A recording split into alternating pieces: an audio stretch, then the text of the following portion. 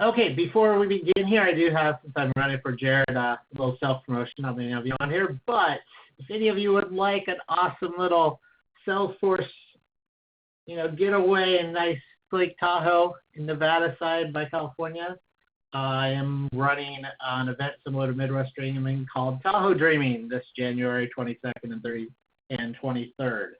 So you can go to that URL on there, TahoeDreaming.com, and sign up. Love to get as many people there as possible. If you haven't been to Tahoe, suggest you make a trip just for that alone. Beautiful place. Okay, that's my one little self-promotion. Just so you know, if you're not asking a question, please keep your line muted. That way we don't get any background feedback. If not, I will have to mute everybody while that happens, but hopefully we can just take care of that. So we'll just start off. If you have a question, just do the raise your hand and the ready talk. If not, I'll start picking on people that aren't the MVPs. Or you can just jump in on the line if you have a question too. Okay, Amanda, what's your question? Hi, my question, and I asked this in some of the communities, but there may be, well, I'm hoping for a better, a more helpful answer than what I've gotten so far. We are in professional edition, and I would like to find a good way to test and kind of get Lightning configured without driving my users crazy. But we don't have profiles, we don't have permission set. So what I've heard is that really the only thing we can do is turn Lightning on and tell people to just keep going back to Classic until we've got it all set up. But I wasn't sure if anyone else had other suggestions. Yeah, on PE it's a little bit more difficult because you don't have as much of the security as you said. You could do it possibly in a sandbox. We don't have a sandbox.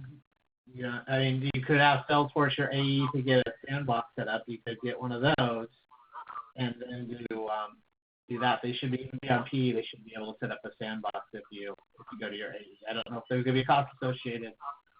There might be. Yeah, we've asked our account executive, and he has said we can't get a sandbox. That's too bad. Yeah, this is Andy. As Bill said, it's really tough in PE because it's PE, right? There's nothing wrong with PE, yep. But it's PE. So the one thing about the Lex interface is that you're not forcing it on for everybody, at least yet. So as you turn it on inside your org, all it really does is when you drop down your name in the upper right, there's an item that says switch to the Lightning experience. So people can actually operate in either environment still right now. They can stay in classic mode or they can go to the Lightning experience. Right. If you turn it on for everybody and then just work with some of your power users and say, you know what, here's the deal. This is the reality. We just have to turn it on and then work with me in Lex to nail down our processes, make sure there's nothing crazy. And you always have the failover to flip back to classic right then and there if something goes wrong. Okay.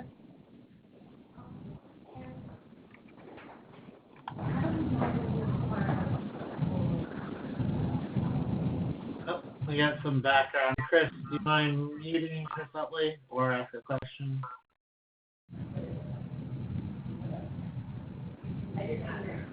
I'm going to mute you, Chris, as we're getting some background on you. Raise your hand if you have a question. Okay. Sorry, Amanda, I mean, maybe push your AE more to you to try to get a sandbox. I mean, I think it should be possible to get it on a professional edition. Don't know, but maybe try to push them on that. All right. Anybody else have a question?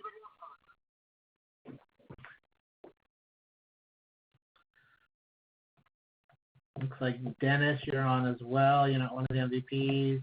You got a pretty personal group, small group. If anybody's got a question.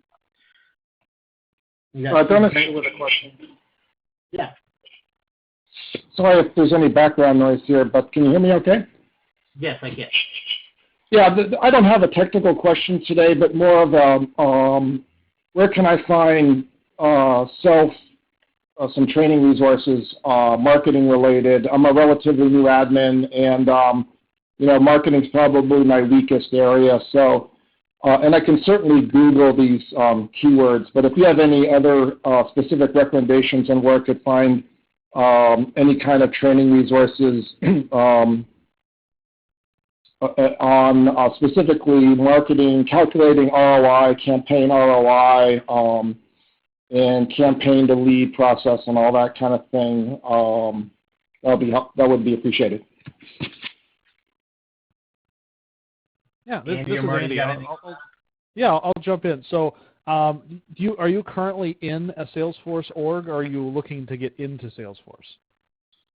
No, I'm a certified admin. I know a lot about Sales Cloud and Service Cloud. Marketing Cloud's my weakest area. If you had any specific recommendations on training resources, I don't have access to Premier Support, anything like that to get access to the online training videos that are available there. That was going to be my comment, was if you have access to Premier Training. I know there's a lot of really good stuff in Premier Training. Kind of similar to the last question with the individual with the PE edition. You might be able to speak with your AE to get a small window of access to Premier Training, whether you want to quote unquote demo the Admin Plus or Premier Plus services or things like that. But there is some really good content out there. There are some other places online. And Marty, do you know of any other good kind of more specific training companies that tackle what he's looking for out there? No, I can't. I don't think I can recommend a specific training company. The tough thing is, especially because Marketing Cloud is still a little bit separate from your regular Sales and Service Cloud, you're not going to be able to find as readily the public training materials that are available for the rest of Salesforce. So I think Andy, your suggestion to talk to the AE is good to get access to that, and beyond that, I think is you're really just looking to get to talk to your AE and other people in Marketing Cloud service providers to figure out how they can provide training for you. But unfortunately, I don't think there's going to be a no-cost solution.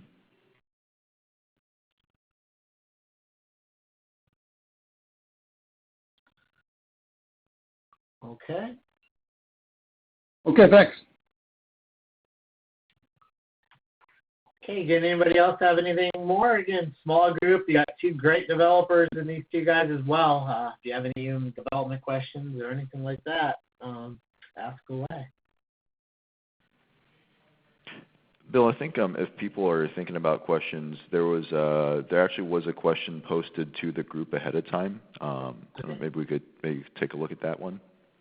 Let me get into the group. It was a little bit hard to find because there was a person that I referred there. So maybe I can read out the question. Sure, go for it. Great. So the question is from Samir, and the question is, how have you or clients, customers maximize the features with out-of-the-box reporting, Salesforce One reporting for users spanning all levels of the organization, leaders, sales managers, and maybe sales support? The question is more specifically around the strategy for handling requests and managing the growth of reports within Salesforce. So Samir's concern is basically balancing requests without creating a mess of customized reports and dashboards. And he has a follow-up question, but I think I'll pause there. Maybe we can talk about that first. Yeah, start out first if you have any in there. Me and Andy can probably jump in on that too. I mean, I guess it sounds kind of weird to be doing Q&A on my own, but the analytics strategy is very interesting, especially with a change in the Lightning experience. I haven't played around with this, but my understanding is that since the URL parameters that we used to rely on no longer work, we can't rely on the URL hacks to produce a lot of customized reports that today users might be getting out of Salesforce Classic. So the reporting strategy, as far as I see it, been balancing user requests and creating customized reports, is to really have a good base of documentation. And I don't know that you could maintain that in Salesforce, you can maintain it outside of Salesforce, really just to know what reports are out there, have a very good and up-to-date inventory, and making sure that all of your reports follow a very consistent naming convention.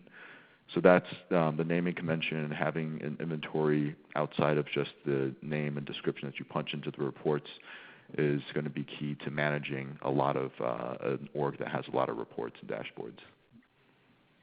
Yeah, and it looks like his question was a lot about using the out-of-the-box reports. You know, you can't customize the out-of-the-box report. You only could do a save as on those. And usually, you know, you're going to have to make some type of customization to those out-of-the-box reports. You know, not many just kind of work for every org. So what I do a lot is definitely security around folders, making new folders with, you know, the security very specific to who needs access to them, and really trying to keep that the folders being used and not everything in the you know, unnamed, what's the name of that, unfiled reports folder. But you're not going to be able to get away, you won't be able to get away from not having to using only out-of-the-box reports, because again, most of those have to be customized, and then do a save as. Any thought on any of that, Andy?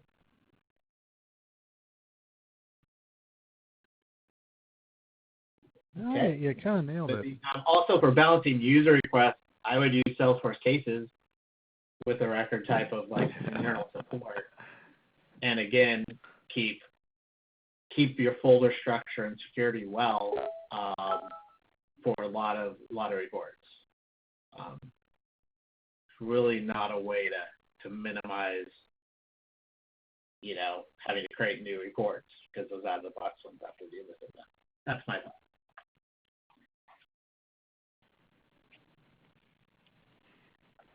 Anything else, Andy? Andy might be a little busy right now. Or not have anything on that? Bill, I guess maybe I can move on to asking Samir's second question. Yeah. So Samir's second question on the same vein was, out of the following 4 options, which have people found to be most valuable to the business around reporting, and he wanted to basically get an assessment on analytical or analytic snapshots, historical trending, variance reporting using previous group val and parent group val summary functions, and Power of One.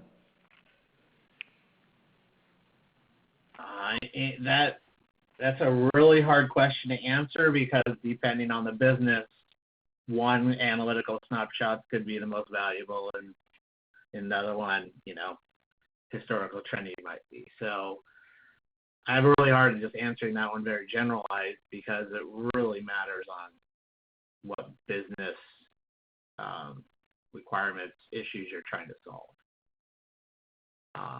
Previous group value and parent group value, in my opinion, aren't used probably enough. A lot of people it's a hard one to kind of grasp, but it's very powerful once you figure it out how to do it.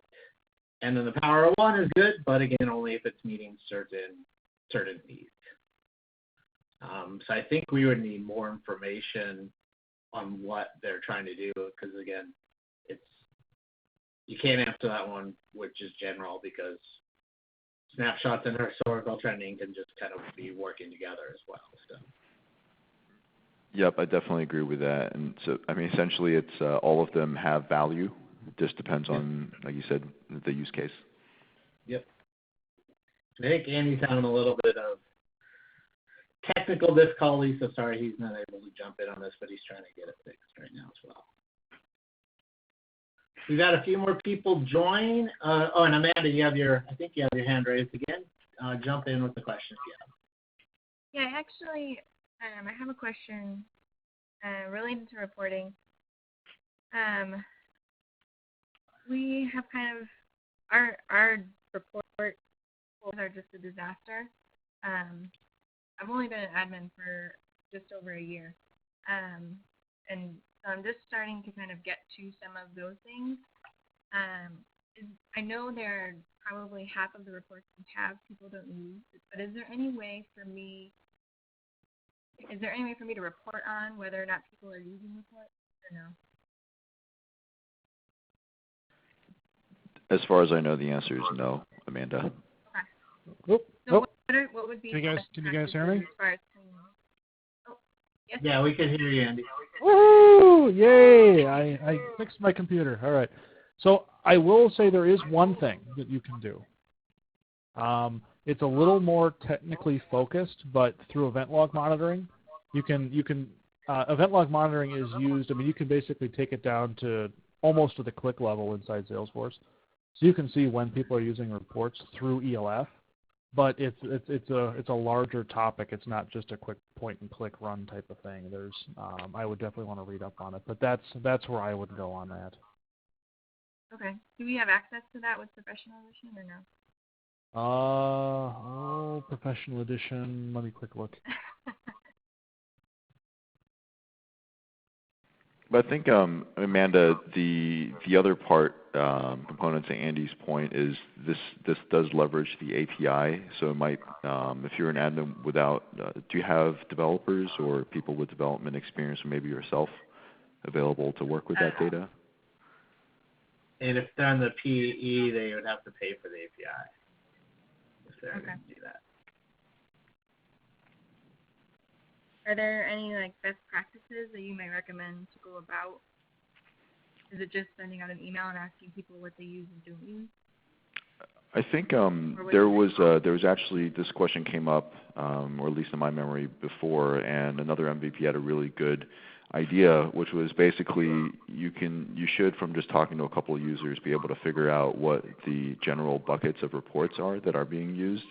And what you can do is you can actually move, not delete reports, but just move reports into a folder that's hidden from all the other users. And you can do that kind of one at a time and essentially keep it there for 3 to 6 months. And if nobody complains to you, then you can probably safely delete those reports. But it's going to be, it is a combination of talking to users, and then you can silently kind of hide things until to see whether or not a particular report is being used. Okay, I like that, yeah. Yep. And actually, I did find out here, yes, it is available in Professional. It might be a for-pay add-on feature. It's called the Event Monitoring SKU. You can talk to your AE and see what the cost is for it. Okay. Thank you. Great. And Dave, you had a question. I know you put in chat, but for the other MVPs, you can just jump in now here and ask your question. So they can hear it. Great. Okay. Hey, guys. Sorry I'm coming late to the webinar here. But so I'm calling from Boston, and I work here at a nonprofit. And we are just kind of starting to get into using Salesforce for, relationship management.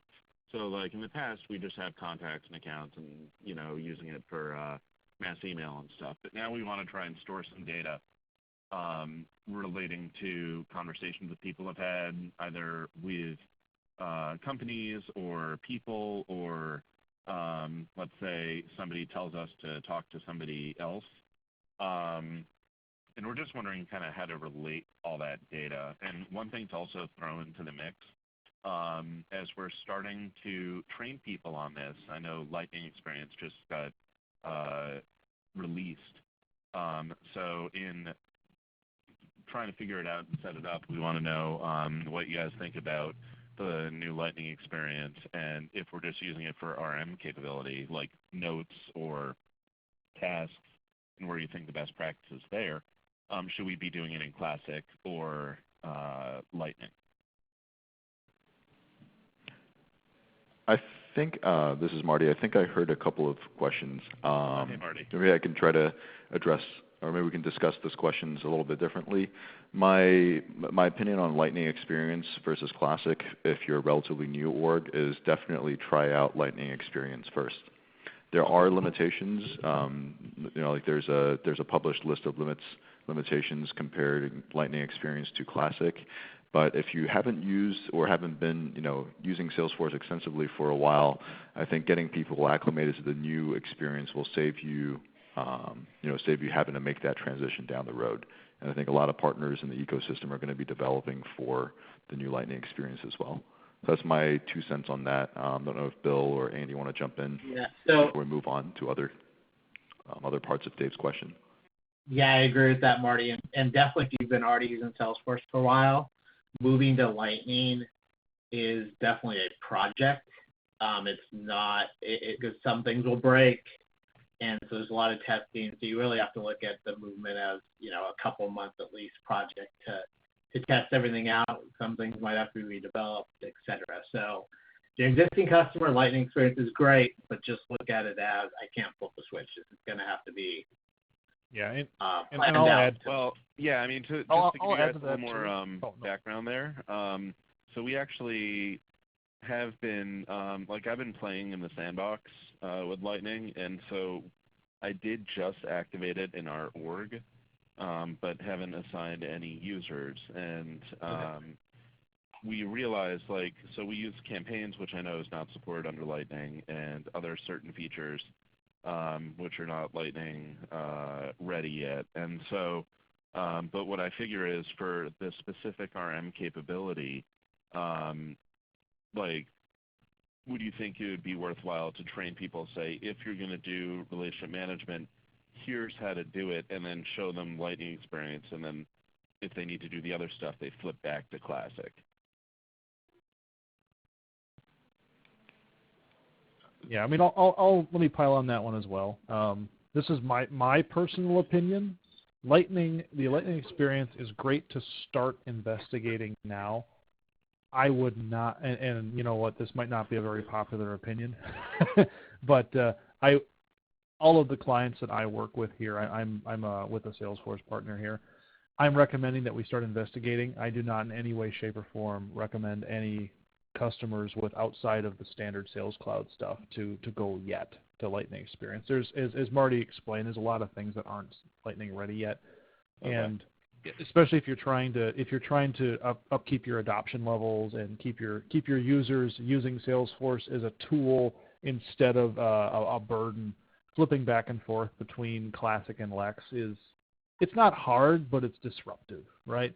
And Salesforce has invested insanely heavily in Lightning. They're not going to stop at what they have right now. I mean, if you go out and look on the Open Issues site on Salesforce right now, and look at some of the blogs and some of the other product manager blogs up on, or even Developer Force, you'll see a lot of things that are coming in even the next release. So definitely, you absolutely want to start thinking about Lightning. But if you have users in there, once you get in there and play with it, you'll kind of see what I'm talking about. Yeah, I noticed a lot of that stuff of what you're saying. Yeah. And from just as they both pointed, user adoption, from what my experience, I've been around Salesforce for 15 years now, is you're going to train them at the beginning, first couple weeks. Yeah, they're going to switch back and forth, and then people just you're going to have a few users that are just sick of the flipping back and forth, and they're going to stop and complain that it's too much. And that's just usually how humans usually work. You might get lucky and that doesn't happen, but on average, when you're doing stuff like that, usually you have eventually some pushback. That's at least what I've seen in my many projects I worked on. Yeah, I just kind of put the last step to put one foot back up on my soapbox.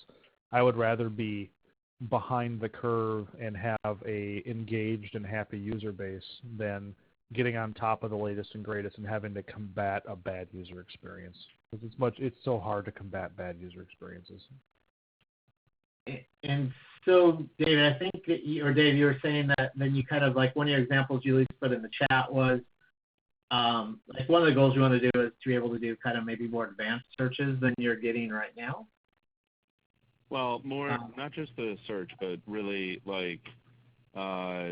and one thing that I did notice that's different in Lightning experience versus regular. So we enabled the new notes feature, where in Lightning you can relate it to multiple objects, so either accounts or contacts or both, whereas in Classic you can't. And that seems to be, on one hand, one of the things that we're looking for is to be able to have people capture information they may get from a meeting with somebody or a phone call or a suggestion on talking with another individual, and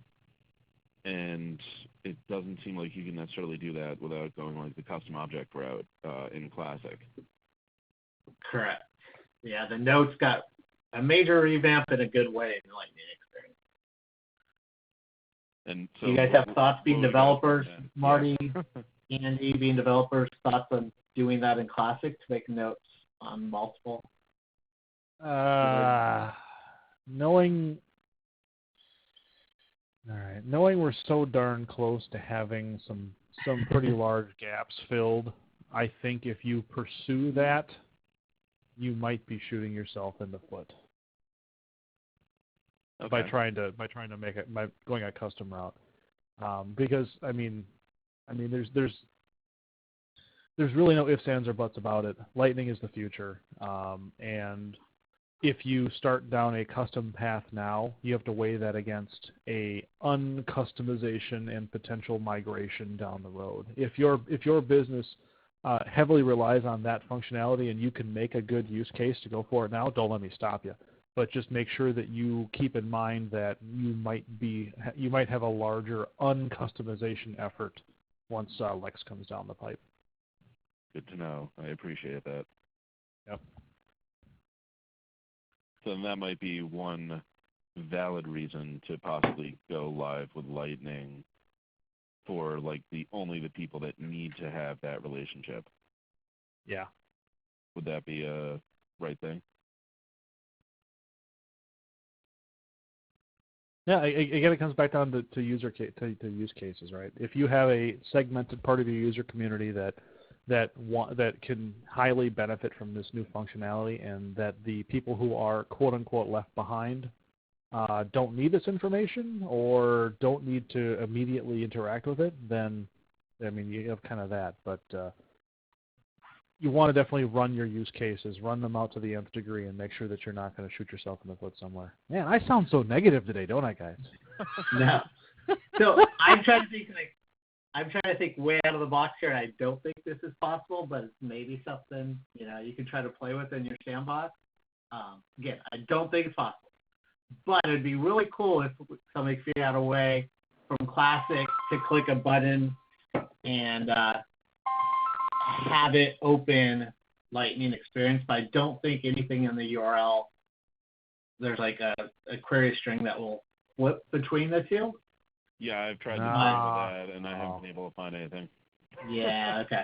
That would be really cool if you could. I'm just trying to think of that. So here's my if this was a Salesforce presentation, this is where we flash up, right, the safe harbor slide. Safe harbor. So, and I've seen this on some of the posts in Developer Force, and I've seen this on a couple of the blogs around. So it's public information, but again, you don't make any type of purchasing decisions off what I'm about to say because it's not delivered yet, right? But there is some rumor of some URL options sneaking their way back in potentially at some point in the future. So the door's not closed, but it's not clearly open either. So my original stuff still sticks. Run your use cases, make a good judgment call, and just stick to it. And if one thing, the only thing I want you to walk away from me out, and I don't want you to walk away with my negative attitude on this, but just be safe, be smart, don't change for the sake of change. Cool. Thank you guys very much. That actually really helps. I think the safe harbor's up there now, a little late, but there it is.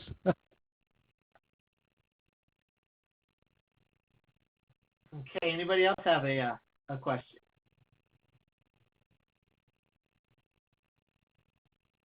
Dennis again. Yep, go for it, Dennis. Yeah, just a general question, kind of a newbie question on documentation.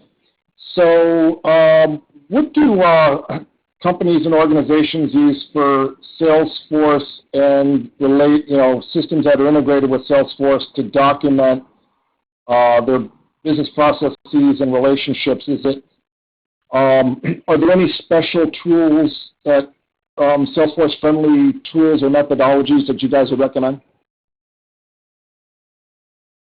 Are you talking like simulating out business process or documenting your Salesforce org and how it works with your data? Actually, both. I guess two-part question. All right. So, go ahead. Oh, this is Marty. And I apologize, I didn't catch your name. Dennis. Dennis. Oh, okay. I mean, Dennis, I'm fairly opinionated on the documentation piece. I think we all come from a world of documentation being delivered in offline forms like Word docs, Excel spreadsheets, and PDFs.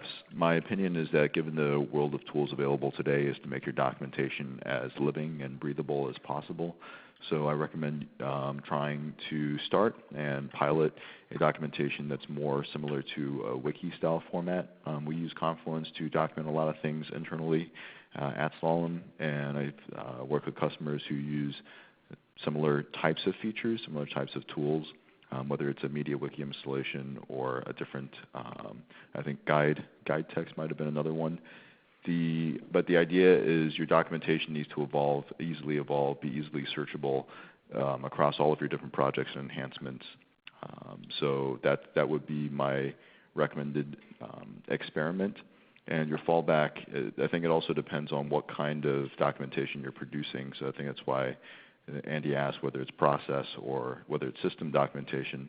The wiki-style documentation lends itself very well because it's more text and more link-based to system documentation. But if you're doing process documentation, I think having a repository of diagrams would be a win. But that would require you to use a different system or continue to keep those as offline files. For process charting right now, I've used both Glyphy and Lucidcharts. Just recently moved to Lucidcharts, but both of those are pretty good and kind of easy to use to draw off business processes if you just really want the diagram.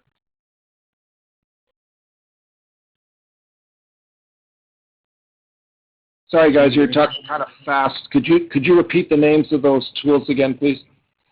The two ones I mentioned, this is Bill, for the just the diagrams, they're free, is Glyphy, Gliffy, and Lucidcharts. I'm sure there's others, but those are two that I've used. Gliffy? Yes. And I heard Confluence and Guide Text. Is that what the other gentleman said?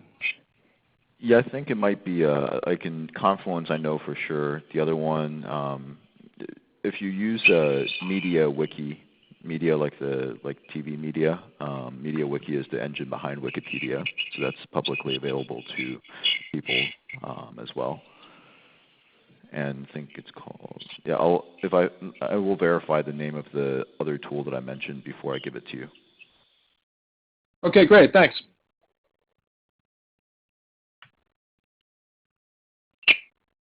Okay, anybody else with any questions?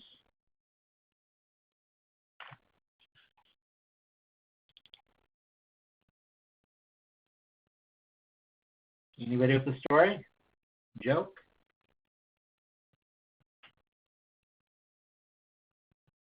Horse walks into a bar. No. What was that, Andy? I said a horse walks into a bar. Oh, wait. Or I could say, where does the general keep his armies? He keeps them in his sleeveys. But I think you want funny jokes, right? What I think is next week for Halloween, there will probably be a Where in the World is Sassy. I think we should make that a contest. There you go. Nice. Okay, anybody else before I call it a day? Get your last questions in. Again, these are two great minds here, Andy and Marty. Development or admin questions. Bill, I think there are many great minds, but you can't discount yourself from being the host. I just facilitate. So again, I'll ping it one more time. If you guys want to make a little vacation, winter vacation, go to Tahoe. It's going to be a great community ran by the MVPs and user groups. Make a trip. Hopefully I'll get, one or two of these two guys out there too for it.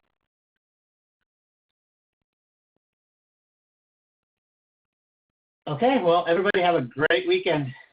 We'll call it a day. Yep. Thanks, Bill, for organizing. Thanks everyone for attending, and we'll see you. Thank you. Take care, everyone.